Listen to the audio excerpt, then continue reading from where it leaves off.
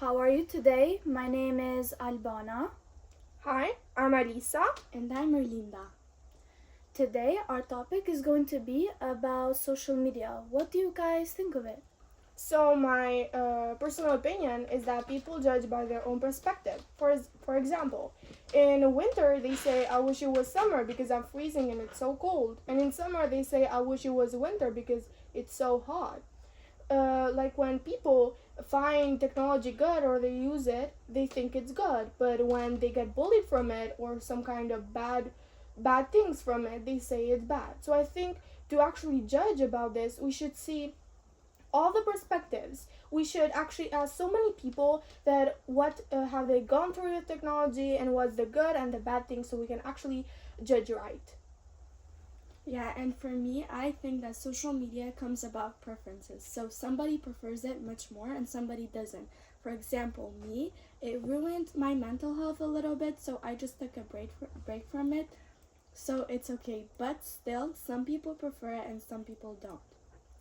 As we know, social media has two sides. There's a good side and a bad side. Let's talk a little bit about the bad side. I mean, don't we know the situation where the 8-year-old girl drove herself to Target and stole her parents' credit card and just bought so many stuffs from there? How did she know how to drive? How did she know that she needed to buy all those things? Why? Because of social media. Why? Because she has a account on social media and she sees adults doing those things and she thinks that, yeah, I can do it too, and they act like not their age. They act like teenagers, and that's not right because it can cause so many dangerous situations from that. It also promotes self-isolation. For example, if a 3 to 4 year old is watching Cocomelon in their parents' phone and you snatch the phone out of their hand, they will start to scream at you or even hit you. So this is what causes. This is the bad sides of social media. The thing about social media, it has its disadvantages. And one of them may be mental health illnesses or social anxiety, but there's also misinformation, which is a very, very big problem we have. And misinformation could even be about a student or a teacher, and we don't know if it's true because many people say no and many people say yes. Yeah. For example, the ChatGPT app that we all have in our phones, we think, and most of the population thinks that she knows everything. But in fact, we don't realize this is such an easier way for bigger people to actually manipulate us. For example, in 2016, when they were choosing for president, they actually made so many rumors from social media, and it changed, of course, that it did change all the people's opinions about who they're choosing for president. Also, about now the choosing presidents of Donald Trump and Kamala Harris, there's some spread of misinformation that Donald Trump's niece is straight and then Kamala Harris' niece doesn't like the opposite gender, which is not really true because they're there for them to be chosen and not for their family to be mentioned.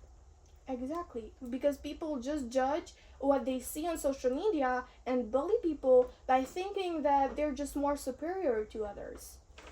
Another topic that I'm concerned about, though, and that I think is interesting, is AI generations. What do you guys think of it? Is it good to society? Is it good for our mental health? Does it help us? I mean, I actually, from my perspective, I see it like a weapon. I see it like a weapon that can be used even for good people, even from good people, even from bad people. Like some bad people, as I said, can manipulate us, can use it for different things. Because do you remember when we were little, we actually thought that on 2024 we're gonna have flying cars. And my theory in here is that we can have flying cars, but some people with unknown Unknown ideas. Can cause good or bad for the society. So I think that yes, there can be flying cars, there can be so many things, and we can reach so many different levels for technology, but just people don't do it because who's behind those curtains? Why and what are they doing with it? Or for example, one of the deadliest social media games was the Blue Whale Challenge that was in Albania, and it killed so many children. And just imagine if social media didn't exist, these parents wouldn't be devastated that their children lost their lives just because of a game. And also the dark web, where so many people, they're psychos, sociopaths and psychos, cannibalism people, and all kinds of illegal contents that are being used in the dark web. And there's also a lot of content that shouldn't be shown to children and that they can access. It really changed their lives and how they actually feel about people now. And it changed their ideas on how to make the world a better place. It's just how they think they should do it now. I mean, yeah, because these bigger people can manipulate us in so many ways, and it's just a weapon that let's just not let it use it to be used against us. Let's just try to use it for good things, and let's just try to just learn how to use it technically, because life is starting to go upside down. Yeah. It also encourages people to compare themselves on social media. For example, you see those get ready with me's with people and girls moving to places and going to places and doing vlogs while you're here, and you think to yourself, why am I not her? Why am I not him?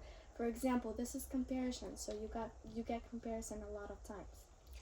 That lowers your self-esteem, which is not a good thing for society. But another thing is that if you access those links that you think are safe because you're young, and this generation of younger people, everything they do, they make it seem like it's a good thing because they aren't mature enough to know that it's not right for them. It can really ruin their lives, such as hacking, and it could even be human trafficking. There could be older people trying to manipulate you. There's a lot of stuff that are not good on social media. But I think we should move on to a little bit of how social media is good to us. For example, when teachers gives us project or something, they ask us to search information on internet. And what about if internet didn't exist and wasn't created? We couldn't find those much of informations. We don't right now have to carry, for example, books, like 100 books to get some informations, but we can just search it up on YouTube or Safari or whatever kind of apps, and we can get it. Yes, because for example, all of us went last night on ChatGPT, Google, and so many other websites and apps and searched about technology, social media, AI, ChatGPT, and all of that stuff. But when searching, I just realized that actually this robot that is not a human. She doesn't have feelings. She's not living the life that I'm living, and she's not actually seeing these things, because I'm just a teenage girl in this society seeing those things, and I actually know how it feels to be bullied on social media, and how people can just use social media for bad things And can judge you.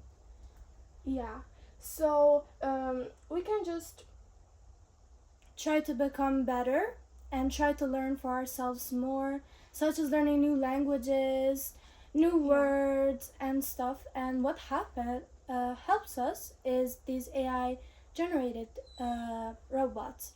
And Yeah. it's crazy how they're just robots, but they help you so much, such as with homework, with tests, and trying to understand things better. Yeah, because they know what we feel, but they don't know how we feel, because as I said, they don't have feelings. They've just been taught, or they just know everything about how we feel. And we're humans still, again, and we're not perfect. So we think that if we're going through something, we think that we're the only one that is experienced, that is having those and is going through that. But in fact, there's so many other people in this world that are actually going through the same things. We're just too insecure to actually talk about it, and we also feel always judged. And we think AI is just a robot. She doesn't judge us. Yeah, but also if we're talking about the good things about social media, also there is one-dimensional social media where it was made up in lots of more before years. So it was like where we could only hear, see, and watch and read news, but nowadays we can read, watch, and see news, but we can also share our opinions and make arguments and make some kind of terms and so many kinds of things that we can talk about on social media. So it's not just about listening to those journalists sharing news, but it's also about us sharing our personal opinions. And it's such a nice thing that we can even become more social. We have new friends. Maybe we don't know who's a good friend or who is not, but that's the thing, you never know. And you shouldn't judge if someone's a good person or how they look, which is what people on social media do often. It's about how their personality is, how they act with you, and how they rely on you, and how you depend on them for situations, etc. Yeah, it's because we just are distracted by a website or by an app, and we go on there and we just feel like our lives, our feelings, what we're going through doesn't matter now because we have to see what this content creator bought or what she's doing or what is happening on Hollywood and in the world. So we just ignore ourselves, which is totally crazy. What do you guys think about learning new languages? Do you think it should be better by books or social media? For example, in the years before, people, were carrying around, as I said it before, 100 books, but now we can just search it up on the internet and we can, learn new languages from Duolingo, for example, which is such a great example of learning a new language. I mean, even I myself learned about 80% of the knowledge of English from TikTok, Snapchat, Instagram, and all those social media. So I think it's actually a good thing that we have technology about that.